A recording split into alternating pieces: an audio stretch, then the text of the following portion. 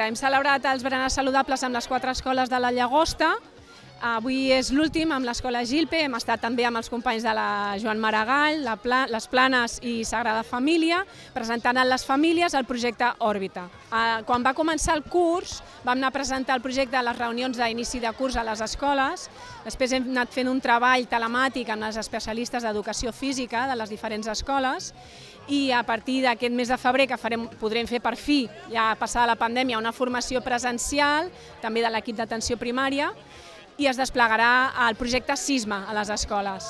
Sisma és un mòdul d'activitat física que s'integra amb l'itinerari de les escoles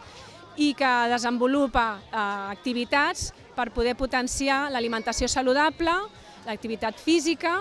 la qualitat de son i hores de son i el benestar emocional dels infants de la Llagosta i les seves famílies.